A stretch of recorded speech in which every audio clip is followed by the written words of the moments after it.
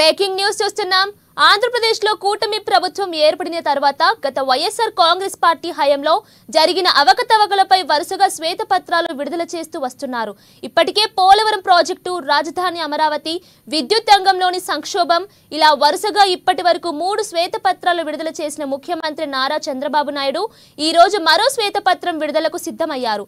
ఈ రోజు మధ్యాహ్నం 3 గంటలకు సీఎం చంద్రబాబు 4వ శ్వేతపత్రం విడుదల చేయబోతున్నారు. గత వైఎస్ఆర్ కాంగ్రెస్ పార్టీ ప్రభుత్వ హయాంలో జరిగిన భూదందాలు, సహజ వనరుల దోపిడీపై శ్వేతపత్రం విడుదల చేయనున్నారు ఏపీ సీఎం చంద్రబాబు నాయుడు.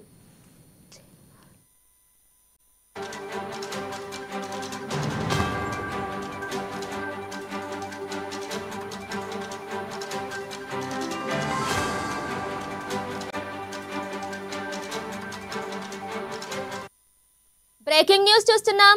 ఆంధ్రప్రదేశ్లో కూటమి ప్రభుత్వం ఏర్పడిన తర్వాత గత వైఎస్ఆర్ కాంగ్రెస్ పార్టీ హయాంలో జరిగిన అవకతవకలపై వరుసగా శ్వేతపత్రాలు విడుదల చేస్తూ వస్తున్నారు. ఇప్పటికే పోలవరం ప్రాజెక్టు, రాజధాని అమరావతి, విద్యుత్ రంగంలోని సంక్షోభం ఇలా వరుసగా ఇప్పటి వరకు 3 శ్వేతపత్రాలు విడుదల చేసిన ముఖ్యమంత్రి నారా చంద్రబాబు నాయుడు ఈ రోజు మరో శ్వేతపత్రం విడుదలకు సిద్ధమయ్యారు. ఈ రోజు మధ్యాహ్నం 3 గంటలకు సీఎం చంద్రబాబు 4వ శ్వేతపత్రం విడుదల చేయబోతున్నారు.